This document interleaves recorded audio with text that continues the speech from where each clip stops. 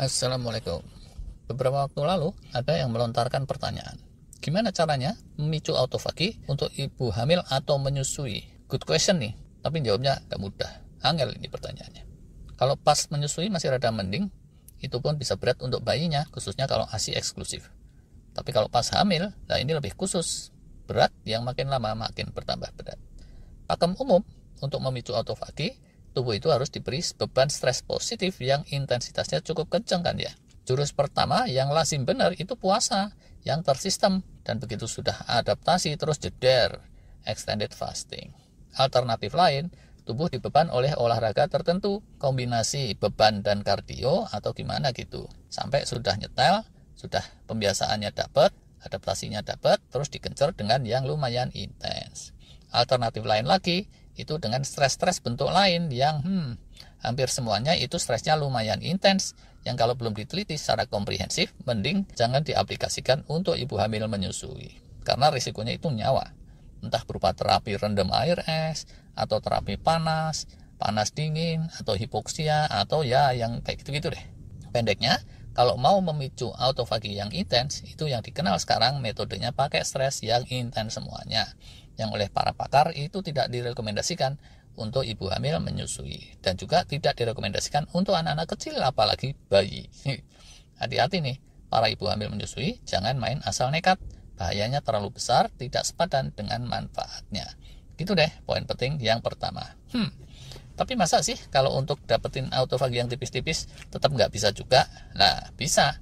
Kalau yang tipis-tipis itu bisa, tapi mesti disiasati dengan cermat ya.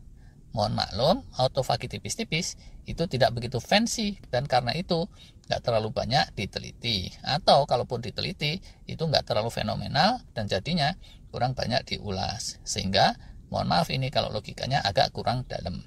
Jadi ya, kalau tetap kekeh ingin dapetin autofagi yang tipis-tipis, ibu hamil menyusui atau siapapun juga, pertamanya mesti melakukan pembiasaan, yaitu pembiasaan fasting yang tipis-tipis. Misalnya, kalau makan aja terus tanpa henti, ya jangan ngarep autofagi lah ya. Yang ada auto melar mungkin. Kita udah pernah bikin tuh. Cuma kalau mau diringkaskan di sini, puasa tipis-tipis itu kayak apa sih? Pertama, malam hari, jangan sepanjang siang. Keduanya, durasinya tidak lebih dari 12 jam. Tapi juga tidak kurang dari 10 jam. Kalau cuma 10 menit, lah itu namanya mingkem menyemamem, bukannya fasting. Dan gitu nggak boleh banyak asupan toksik, nggak boleh kebanyakan asupan gula fruktosa juga. Kalau sekedar 6-8 jam di malam hari, dan hidupnya terus normal-normal aja tanpa hack tertentu, nggak tahu deh, autofagi nggak bisa dicapai dengan sulapan kan ya. Sedangkan kalau fastingnya di atas 12 jam, itu udah abu-abu ya. Kehitungnya jangan-jangan udah fasting beneran yang oleh para pakar tidak recommended untuk anak kecil maupun ibu-ibu kondisi tertentu. Apalagi kalau siang hari, dry fasting season itu sangat tidak recommended. Persisnya cara fastingnya kayak gimana? Ya gitu deh. Pertama, hapuskanlah makan malam, digantikan dengan makan sore, paling lat itu di waktu maghrib. Terus, habis itu sarapannya jangan kebagian, mesti banyak asupan cairan. Jadi, water fasting gitu, bukan dry fasting. Dapat deh 10-12 jam water fasting. Dah gitu, di luar yang 10-12 jam, makannya juga nggak boleh ngawur, balance aja lah. Kalau saya bilangnya ini fasting tipis-tipis buat menyemangati. Tapi para penggiat fasting yang kelas kakap, kebanyakannya mungkin akan bilang ini belum kehitung puasa, atau kehitungnya puasa palsu, kentang gitu, atau semi puasa. Tapi ya kalau untuk ibu hamil menyusui atau kondisi tertentu gimana lagi? Ya udah, ini tuh yang paling pol mestinya. Jangan dibablasin jadi puasa beneran, karena warning dari para ahli itu, yaitu ahli medis dan bukannya ahli hukum karma sisan. Walah. Kalau baru sehari dua nyoba yang tipis-tipis gitu, jangan juga ngimpi di siang bolong.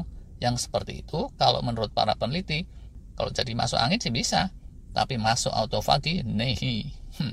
Kansnya dapat autofagi tipis-tipis itu baru bisa setelah pembiasaan cukup lama, saat tubuhnya sudah nyetel, sudah adaptasi, dan sudah bisa cepat masuk ke fase ketosis.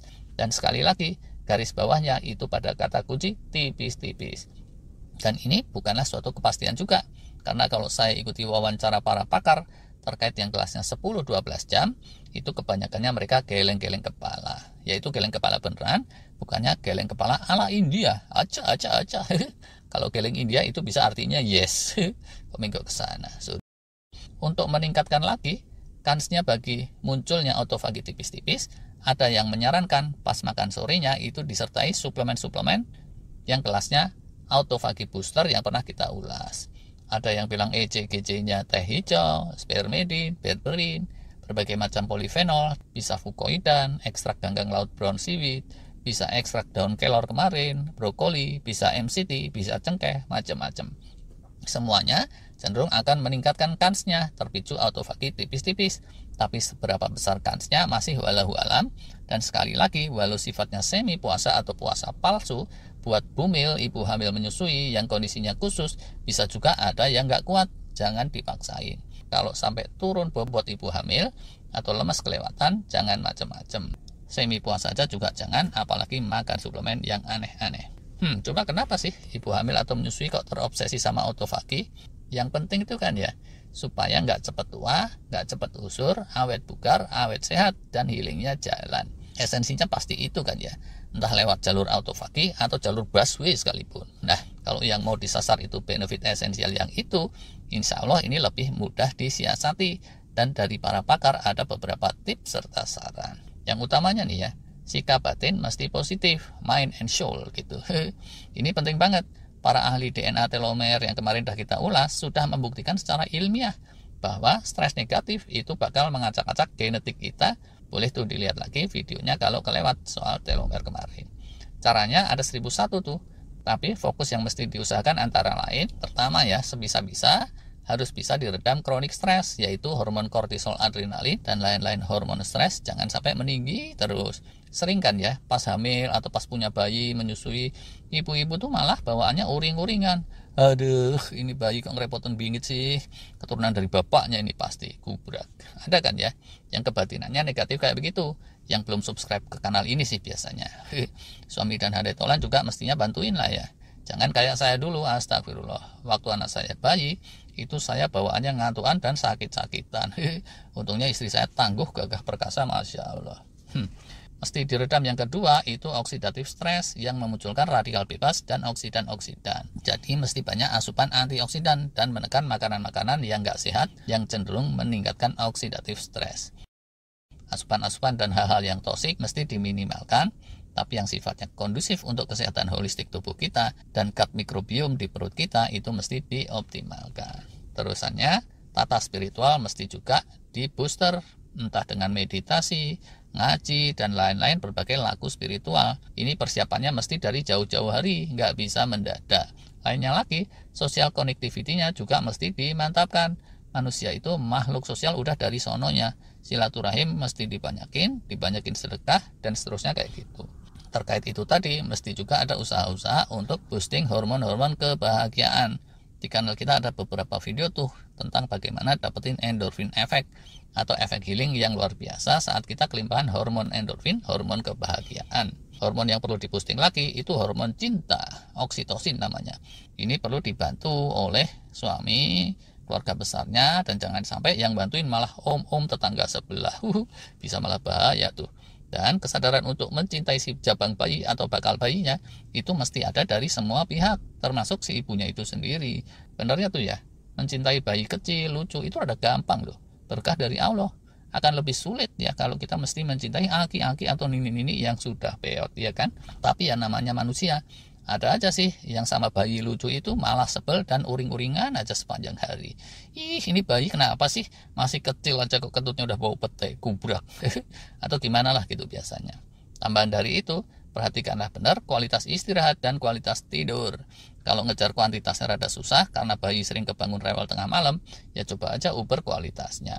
Kalau tidur ancur-ancuran, bahaya banget tuh. Sebaliknya, kalau istirahat dan tidur memadai, healingnya bisa luar biasa.